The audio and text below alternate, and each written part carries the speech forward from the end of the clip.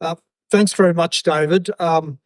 Before I commence my talk today, I too want to acknowledge Kaurna country, acknowledge elders past and present. I also want to acknowledge the passing of Dr. O'Donoghue just recently. She was a woman who was a very strong advocate for Indigenous self-determination, being the inaugural chair of ATSIC, and a major player in the formation of the Native Title Act. And if we didn't have someone like her actually driving that particular advocacy, we may have been in a worse spot than what we are. So I just wanted to acknowledge Dr. O'Donoghue's contribution. I also want to acknowledge CNTA. The CNTA has, as David has indicated, has been there for a long time, really supporting the professional development of anthropologists in the field. And if it was not for the CNTA, I think that the system would be, in a poorer place for it. So, congratulations for all the work that the CNTA has done over the years. While Kim was sorting out my PowerPoint with loose cords, I probably should make some disclaimers. So the topic of workforce capability is not really my expertise at all. I don't have any expertise in HR work, but it's something that has exercised my mind for some time, particularly when I was with Queensland South Native Title Services. As the work was evolving, I was wondering whether the workforce was actually fit for that evolution. And we have done some radical things at QSNTS, and I'm glad to see the team here today. And it's something that really is really important. I think that we need to have a really serious conversation about it. And the topic of this conference actually invites us to do that. I also want to say that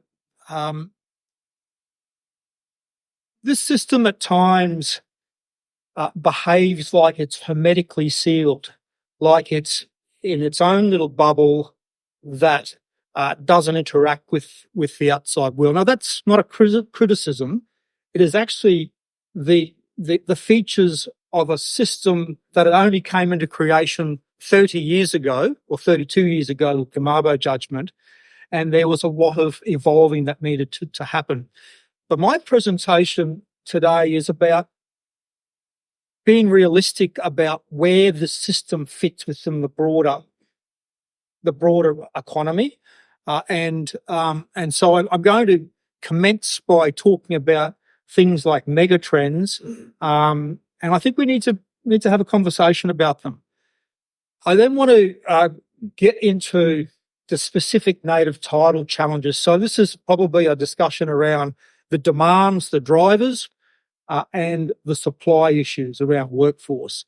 And then I will have a conversation about some of the imperatives that we need to do, and then obviously just try to bring people up to date with some recent developments. So I'll spend most of those times traversing all those things. And as you'll probably pick up over this, for someone who's got a PowerPoint presentation, it extends over 32 points, slides. So I haven't actually mastered that, but please bear with me as we go through that. So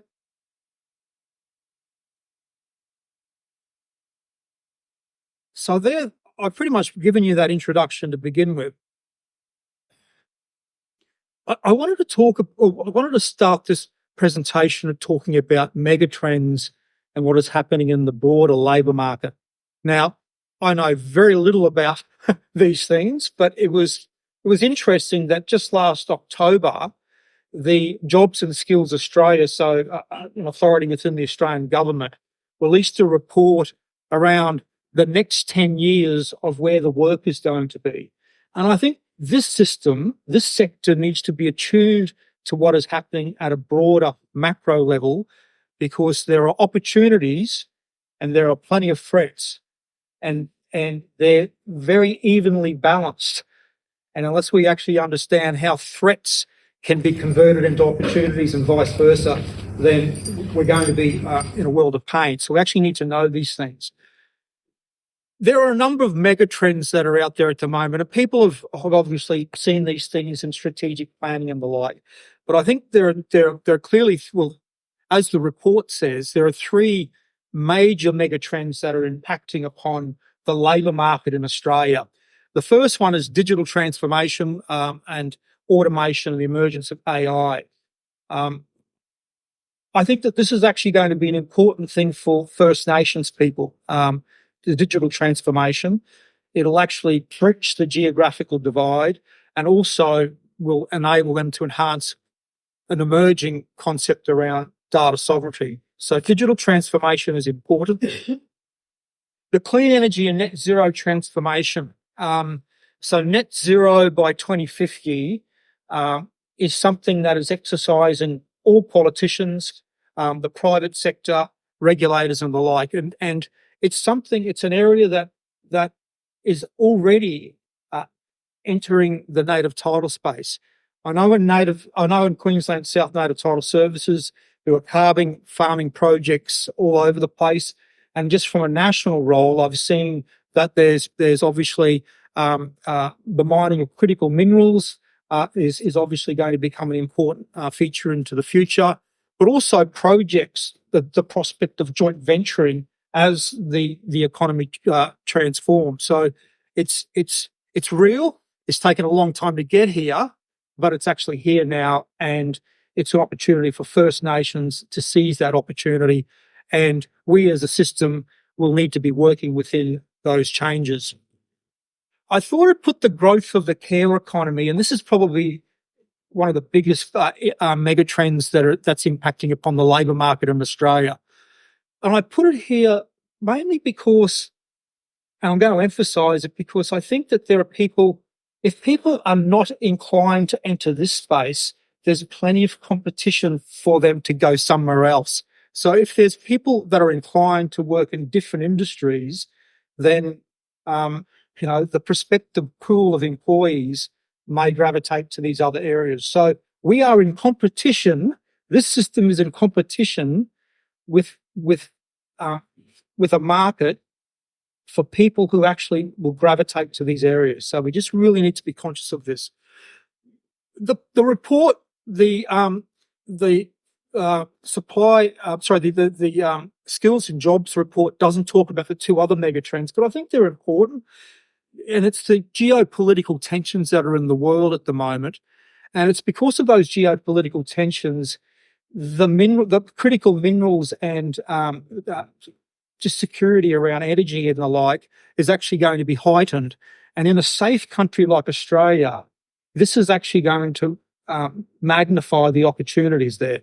So I think it's actually an important one. So, and also because China and India to combine make up the bulk of the population of the world, and they happen to be in the Pacific Rim, they are actually going to be, it's a consumer economy, and we will be contributing to that consumer economy. So there are big mega trends that are at play, and that's obviously going to impact upon the labour market into the future.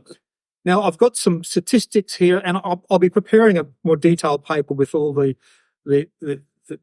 references and the like, but I just thought I'd include this particular slide around the stats. It's clear that there is a shortage of jobs and a shortage of people to provide to actually enter the jobs that they're in high demand. And there's this thing called the skills priority list. And what I was interested to see was last year was the first year that actually solicitors entered this list. And as someone who is a legal practitioner in the past, I thought that there was always going to be enough lawyers in the system.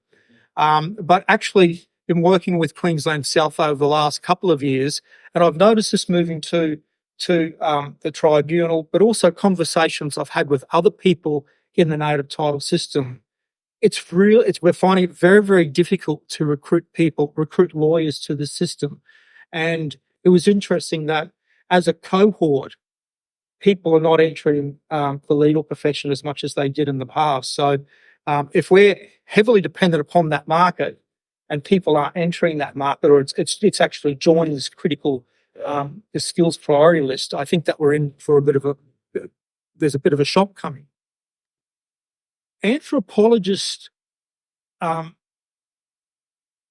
under the title of social professionals, and that cohort wasn't on the actual list.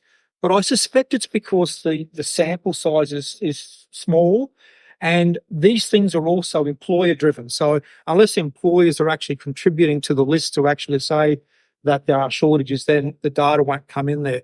But what we will pick up over the next couple of days is clearly that there's a supply challenge around anthropologists entering the native title system. But I think that's actually just it's something that we should probably be mindful of.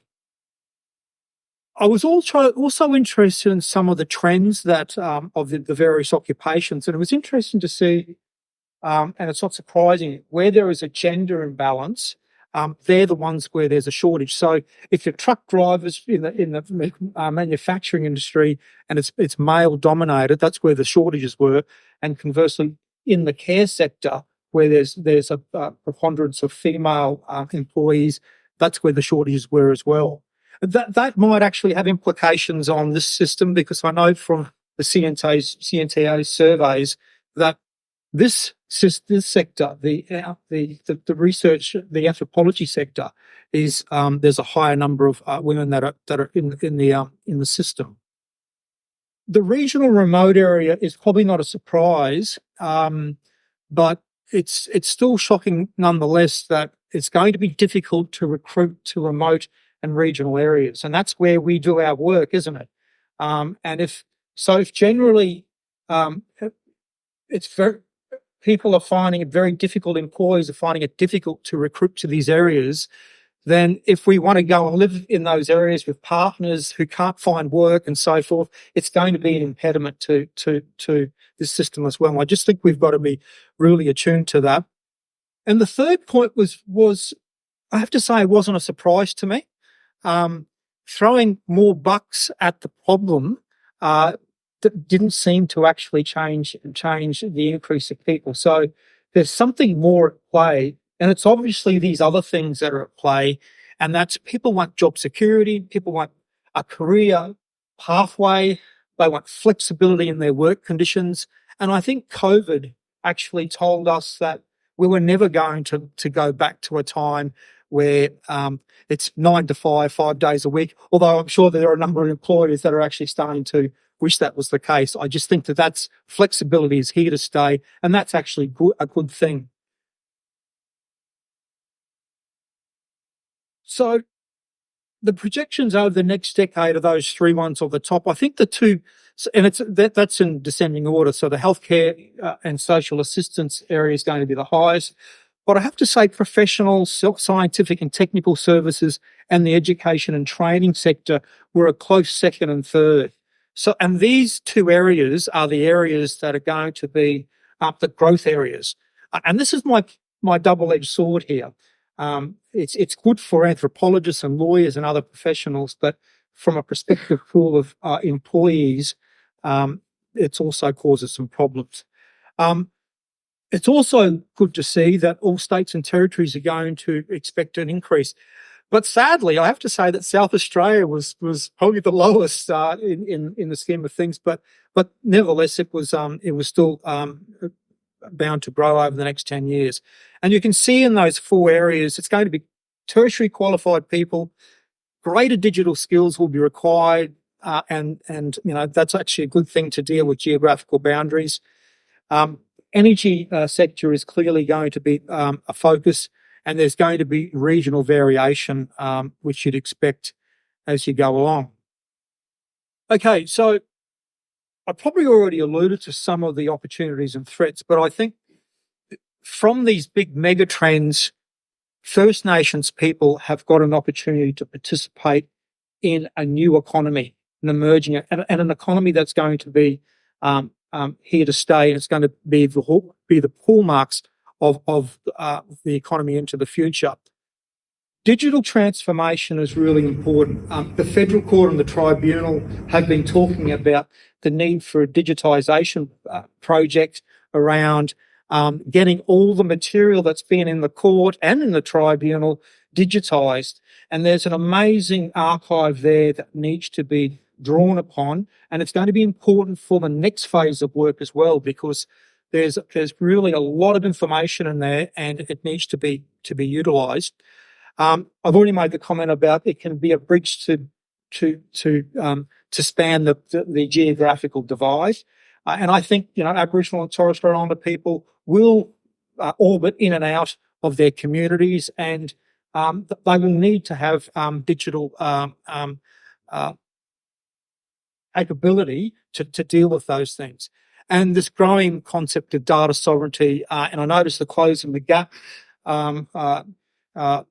statistics were handed down, the interim ones were handed down yesterday, but data sovereignty is pushing ahead as a really important feature of the future. The native title system, I think, needs to leverage this roadmap for the future. So there's a piece of work that's going in Australia at a macro level, and the native title system needs to be cognizant of it and actually and use it, leverage it. And I'll try to expand upon some of those things a little bit later. But what I was particularly interested in is a reform measure in this roadmap is around the need to join up vocational education and training with higher education. There was a conversation I was actually having with David Trigger just a couple of weeks ago where we spoke about there needs to be a pathway of certificates and that can lead into other education. So I think joining up the education pathways are really important. And that's actually a priority reform area in this new strategy. So I think we've got to get our head across it and understand how we're going to move forward with it. The final point of an opportunity is, and this particular roadmap actually says that First Nations are at the centre of it. And that was the quote. First Nations are at the centre of this reform. And I would hope that the Closing the Gap agreement can actually be used in tandem with this project, because as I said yesterday, the Closing the Gap stats came out again. They weren't very good. I didn't get down to the minutiae, but obviously training and education is critical, and we need to get those two pieces aligned. The threats, I've already made the comment several times now, but we've just got to be mindful. There's a lot of people out there, and I think that they will they'll move with their feet. And as David Trigger just said, if universities are out there saying that this is a moribund area, don't go there or whatever, then that's actually a really bad message to send. And people and young people and anyone who's just wanting to change career will vote with their feet, and they'll vote with their feet in this very these prospective areas. So we've really got to be mindful about the messaging that's being delivered around this. And the final point here is time is of the essence. Universities are obviously going through this transformation, but we need to be able to persuade them that this is actually an industry and a viable industry, and it needs to support it. But now let's just turn to native title, because the mega trends, we need to know them, but they are being superimposed upon really serious demands and supply issues in the native title area. But we've known about this for some time, and I've just taken because, as I say, it's the 30th anniversary of the Implementation Act. So the Act, obviously came into being in 1993, but it was implemented as of the 1st of January 2024. But I have to say, 15 years ago, Graham Nick, the late Graham Nick, president of the NNTT, made some comments about the future of the work. And I think, and people who know Graham, who knew Graham, he was a very considered man. And for him to come out and make a statement like this, I was surprised when I heard this at the time that he would actually come out and say this, but it just shows that, and I think it was the time of the institutional changes or preceding the institutional changes when the mediation work would go from the tribunal to the court or predominantly. And I think he just wanted to get some things out. And I think he did a good job of doing that. And I go back to the past to underscore that the issues that he spoke about 15 years ago are here now, but they're compounded. So excuse me for just going back in time a little bit, but I think it's actually important. So back in 2008, when Graham wrote this speech, there weren't clearly as many determinations as there are now. And obviously the land mass, Petronella spoke about the 60% of the land mass of native title as well as land rights legislation. But back in those days, just from a native title perspective, it was only 12% of the landmass of Australia. But there were 497 claims. It's really hard to believe that there were that many claims in the system 15 years ago, but that there were, and they were predominantly across Western Australia, Northern Territory, and Queensland. It's interesting that statistic, that second last one, that 50.5% of the landmass was covered by determinations of single claimant applications, but 9.4% of them were overlapped. And in the area that I know Queensland South, and sorry, my Queensland South colleagues, you're a wealth of knowledge over there and experience, and I just want to draw upon, because in many respects, and I've said it many times, Queensland South Native Title Services area is a microcosm of the whole country. And I think that, obviously there are a lot of overlap claims in that area, and it wasn't surprising to see 4, 5, and sometimes up to 6 overlaps in the areas in that area. But we've seen that in other places as well. I just want to talk about this slide. So this is Graham's slide to explain that the first 10 or so years, there needed to be this foundational piece that had to occur. And then we saw a spike once the test cases and the like started to bed down. And I use this slide because I think that native title compensation jurisprudence is likely to follow a similar trajectory. We've had the Timber Creek judgment in March of 2019, and I'll get a bit more into the statistics in a minute, but we haven't had the influx of compensation claims that one was anticipating. But I suspect that there's going to be a need for the development of the jurisprudence. And if you look at the native title first phase of the recognition phase, it's going to take some time to bed down. And I think that map or that slide actually depicts the growth period. Graham made the observations that the delays were around the original framing of the Act, but there was a reluctance to settle claims, and because the law was unsettled, and there was also a lot of political controversy around. And similarly, even though we've got compensation settlements occurring across the country, I think there will be a reluctance to settle until there's actually a body of guiding principles that can actually inform the negotiation table. But nevertheless, that was the same effect there. The Wick case also increased the number of claims that were brought into the system. And as I've made the point, it took a long time for the test cases to develop, and we should be actually looking at this as a trend into the native title compensation area. So Graham's point around the resolution rate. So basically, he was talking about the claims at the top of Australia, and it's terrible to generalise, but I think that this is probably, looking back in time, it's probably a fair statement that those ones are going to be less complex because the continuity of connection is going to be easier to prove, and the tenure landscape was different. So the extinguishment was not as complex as you move in a southerly direction. So I don't think that's controversial.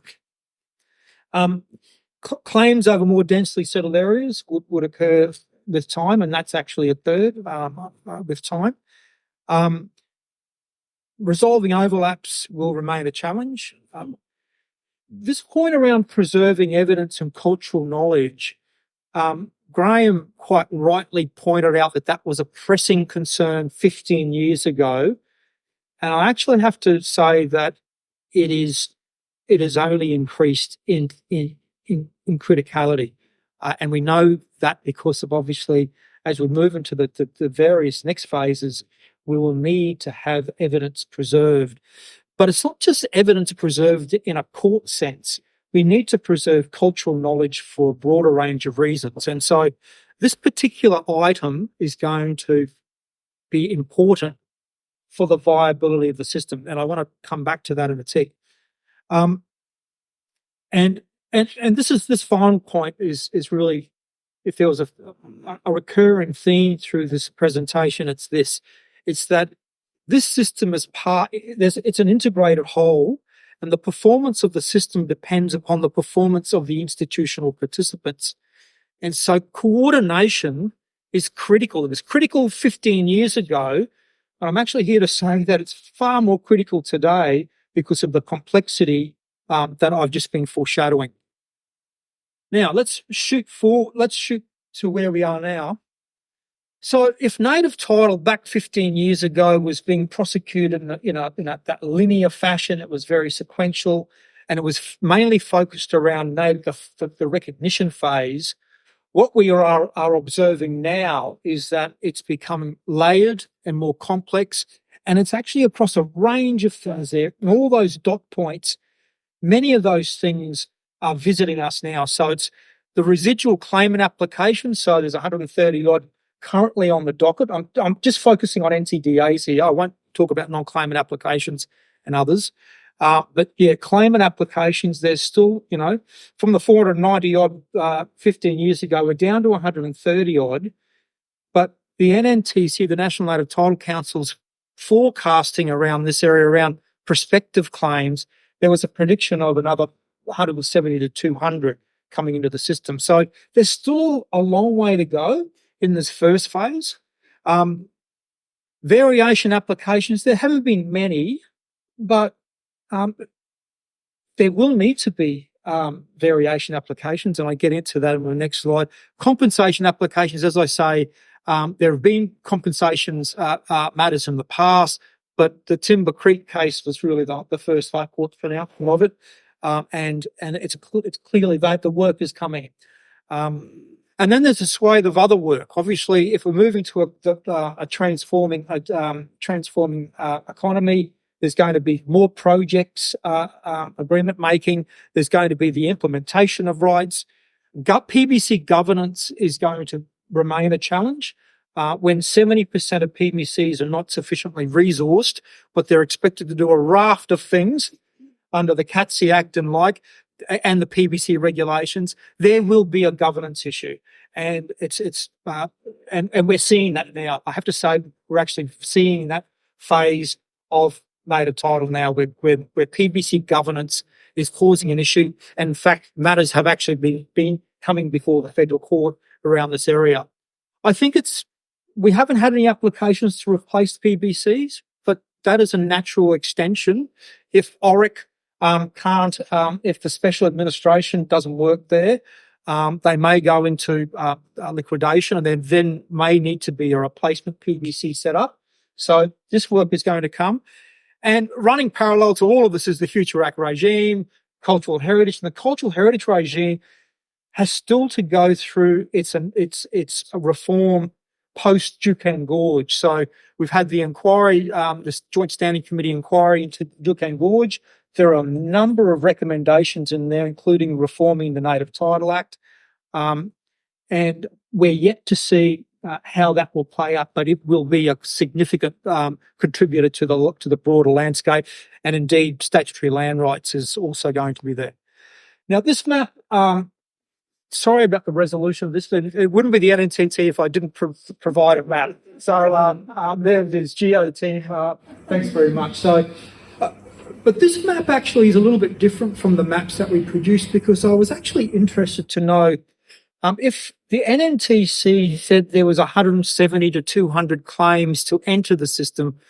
I asked our mapping teams to just do some mapping around where the prospective claims might come from, and that didn't yield too much success. So we actually just had to have a further conversation around where were the past claims, and I think past claims may have been withdrawn for a range of reasons, but it's reasonable to infer that those past claims will resurrect, particularly if those claims were withdrawn for strategic reasons to focus on core country, and or the connection evidence was deficient in some way, and resources, a whole range of things. So I think the gap areas are going to obviously be where those new applications will come into play.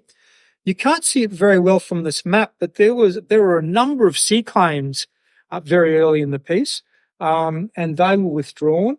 But C claims will actually come back. And if we're actually talking about a transitioning economy where wind farms and using wind turbines might be part of that mix, and even though the Future Act regime doesn't extend offshore, I mean, if you're talking about First Nations being able to access their Indigenous estate, which is also sea country, there's going to be also a role to play there. So I think it's natural to think that, yeah, there will be sea claims coming in. They'll be coming in fairly soon. I've used this language. I'll go to the next slide around how I broke that up. So you can see that there's 499. So we haven't reached the 500 mark yet of where native title exists in whole or in part, and so that represents 44.7% of the land mass of Australia, and that is significant. And then when you add on the statutory regimes, there's quite a lot in the Indigenous estate. There are 274 RNTBCs, PBCs, and if we say that there's going to be another 100 or so claims into the system, it's reasonable to think that RNTBC number will probably increase to 320. And then when you've got that figure, that's going to largely be the bodies that actually bring the compensation claims. So, I think that that's a challenge that's going to be on the horizon around how they get supported. But yeah, I've also used that logic of there are standalone claims and consolidation claims, and the reason why I've used that language is it's reasonable to infer that people will want to deal with consolidating their estate before they actually move to the compensation phase. So that's why I've used that language. So in due course, there'll be less standalone claims and more consolidation claims. And then when that gets to that point, then it naturally will progress into compensation claims. There will be an increase in revision applications. As I say there's only one current one, but there have been 14 in the past. And under the 2021 amendments to the Native Title Act, where the right to by agreement have determinations over national parks, you will anticipate there will be a number of revision applications to deal with that. The right to take for any purpose, I think,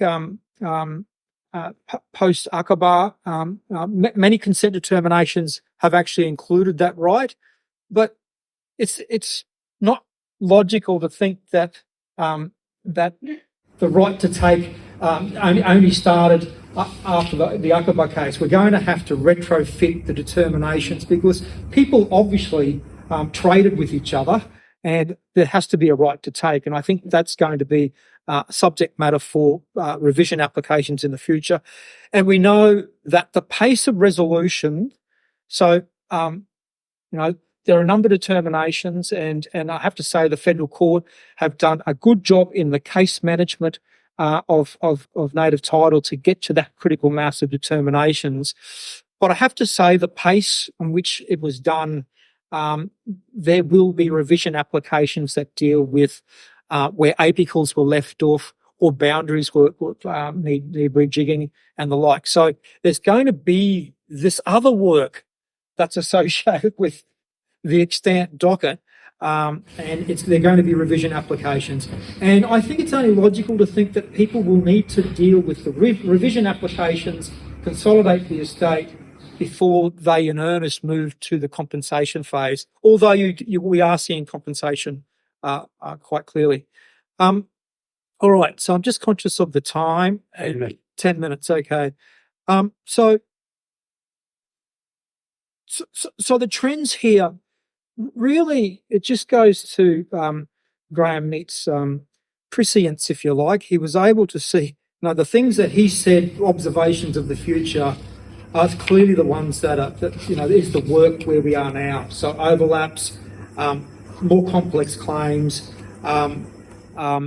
and this preservation of evidence issue, as I said, is really important. The AGD, the Attorney General's Department, has set up a preservation of evidence working group. It's somewhat of it's probably too narrowly defined for preservation of evidence. This actually should be preservation of cultural knowledge, of which preservation of evidence is a component of it. But let's not get into nomenclature. The reality is that it's a really important project. And one of the initiatives that's coming out of that project is, if we've got resource constraints, if knowledgeable old people are passing, we're going to have to take that opportunity and use the information that we acquire in that phase for multiple purposes. And those multiple purposes go to the slide that I was referring to before. They will be relevant in revision applications, compensation applications. Indeed, even when it comes to how common law holders agree as to who common law holders are, if old people have passed and that knowledge hasn't been documented in some way, then there are some challenges about how the laws and customs around recruitment to the group are going to be implemented. We're actually, I have to say, we're observing that already in the environment. So preserving evidence, preserving cultural knowledge, not solely for the purpose of bringing a claim, but for bringing multiple claims and dealing with multiple issues in a post-determination context. So if there's going to be an injection of resources, and if the skills of anthropologists and lawyers are needed, it's going to be this area here, because it's preserving evidence and knowledge for the next phases of native title, but also in perpetuity for a range of other things. So it's a really important project, and I think it's something that we need to all keep an eye on. So look, I just want to just skim across some tensions, I think, that are in the system at the moment. As we move into this next phase, rep body, NTRBs and SPs will inexorably find themselves in a conflict situation. So the gap areas that were in the past, you can't straddle the fence of representing 2-3 overlapping claims. In fact, it might be the point where the rep bodies will need to fund out all 3 of those, well, whatever number. I just think that's going to be, it's an inevitable thing, and rep bodies are going to have to deal with managing the inevitable conflicts of interest that will be raised, and that's an appropriate thing. This means that the private law system, the private sector, is going to actually need to absorb that work, but there will need to be an increase in brief out budgets to deal with that. I also think, if we're talking about workforce and retention in the workforce, if rep bodies are the nurseries for both legal and anthropological work, then if we're not replacing those people at the same rate they're exiting, then I think we've got a bit of an existential threat. So, and I think that anthropologists, I know our colleagues in the West, I think Amy was saying last time I spoke to Simon and Amy over in Western Australia, was that, the rep bodies are finding it very hard to compete with the private sector for anthropological and archaeological work. So it's market forces are here and now. Look, I'll just briefly just sweep across what Darryl Rangi has said at the conference last year, the AXIS conference over in Perth. And, it's telling when the federal court comes to us, a large group of people, of stakeholders, and saying, we've got a problem. We've got a real problem, because if there are not enough lawyers and barristers and solicitors entering, there are not enough senior anthropologists to provide expert evidence in the system. We've got a problem that could bring the system. I mean, this is not Darryl's word, or Justice Rangi's words, or the courts, but it could come to a halt at some point. So we need to actually start planning. And so this point about burnout, I know that CNTA's had that 70% of respondents said they might be leaving because of burnout. Well, the court's also aware of that, and they're seeing it from where they sit. So it's a real thing, and we need to deal with it. Just a few more slides here. And so Justice Rangi made comments where law schools aren't really focusing on on native title subjects. Anthropology departments are not doing, lifting the weight there either. There's not enough resources, and mob are feeling exhausted by the whole thing. And so that's what the court's observations were back in June of last year. But this is something that's not been new to us. I mean, obviously, the CNTA, but also the NNTT supported David Martin and Anthropos to do a work on where the challenges might be in the future. And there are 3 reports there, which I know Julie will probably talk to her own report soon. But it's clear that over the last 10, 20 years, these issues have been known to us that we need to start planning for. Now, I don't want to be melodramatic, but in saying that I am. I think it's, if you've got mega trends that are pointing in a certain direction, which could take the supply of prospective employees, and demand is going through the roof around, the complexity, but supply, there's not enough people entering the system. I mean, there's only one way this can end. So I just think that we've really got to be mindful of those things. And I make some points around, if it was to fail at this point, what would happen to the 30-year investment that we put into it to date? And it goes broader to how in-rem rights are at risk if you don't have a professional support system there for them. And, I think it puts at risk the aspiration of the preamble around a reconciled Australia. Anyway, so I'll just fly through the final one. So the imperatives that we are an integrated system, but we've got to start behaving like one. And there's enough reports that actually say that. There's got to be courses, there's got to be solutions that provide the common ground around professional recruitment, development, and retention, so that the common ground of diverse interests can be argued. If we don't actually have the critical mass of people there to actually be, to prosecute these matters and respond to them, then we're in a world of pain. I think the issue is that we really do need to develop a compelling, coherent system narrative and a commitment to prosecute a strategy within the broader labour market. I think we've behaved too much like the system itself by actually going into our respective corners and being almost adversarial about these things. We are facing a common threat, and we need to actually coalesce as an integrated system to deal with the systemic issues. And that's what my point is there. I'll just move ahead. Look, as I said in my disclaimer at the start, I'm not an expert on HR, workforce and job design, but I think these are some of the things that we need to have a look at. So our clients' needs are diverse, and I think we actually have to have skills that are diverse. And I mean, somewhat controversially, my view is that the specialization in this area is probably not the right way to go. I think people need to be across a range of areas. Lawyers need to know everything within the native title system, because it's really, you can't have a component of a niche area, because that's actually building in redundancy. You need to be building skill sets around the post-determination phase, but you need to be cognizant of how they got there, how mob got there. So you need to have a knowledge around native title itself. So I think there needs to be courses that actually focus on that reality. The CNTA survey last year showed that anthropologists are working across a range of areas. Yes, 70% within the claim area, but you're working in a range of other areas as well. And I think that's actually something that's very constructive, and you can build on that. Interdisciplinary ways of working is the way of the future. Okay, so not one profession is the repository of all knowledge on the system, and it's actually coalescing the skill sets together to meet the needs of a client.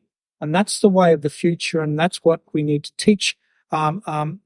Teach people, or at least develop those skill sets to acquire that. However, there needs to be some specialization. And I think that, if we're going to be developing courses around general courses, so people have a general level of competency across a range of the functions of the Native Title Act, but there will need to be some specialization. But just like the legal profession has solicitors and barristers, I think anthropology, you need to start thinking about this, that, not everyone is going to want to be an expert to go and provide a report and be in the witness box and be cross-examined. So I think that there is a need to specialize on that particular skill set. It's probably going to be up to others to have that discussion. I think the university sector, the tertiary sector, is critical to this phase, but we can't dissipate effort. There need to be at least a few universities that focus on providing a raft of subjects that I was just developing the skill sets that I was just referring to, and those universities, by a mix of being on campus and online, you might be able to then get a good cross section of skills. But I think every university or a number of universities doing the same thing in this niche area is going to be problematic. And I think governments and private sector definitely need to get on board to support. So just a few more slides left, David. So critical to this is building First Nation capability. So it's not just about us building professional services for the sake of it. These services have to be developed in partnership with First Nations, and there's got to be a transfer of those skill sets and working together as well. And so one thing I did like about the Working Future white paper is it actually did talk prominently about First Nations and how they actually need to be involved in this process. And I think that's actually a very positive movement into the future. I just want to conclude with recent developments. And in coming to this role back in July of last year, it's something that I've known for some time. I suspected, but there needs to be a really strong coordinated effort, and I think it actually starts with the Commonwealth agencies. And I'm pleased to say that the Commonwealth agencies, the 6 in the native title portfolio, have come together, and we've started to have a conversation around these broader issues around capability. We then took it to this broader group of Commonwealth agencies, then had a conversation with the National Native Title Council and the Centre for Native Title Anthropology around how we can actually get a system approach to building capability. And next month, we're then going to the ref body system and actually trying to encourage them to see the similar issues and to actually start developing a national strategy around how we can build capability. It might sound like something that should have been done ages ago, but the reality is that we've all been in our own little patches, working away and working earnestly and getting good results. But for the future, we need to do something differently, and actually coordinating is critical.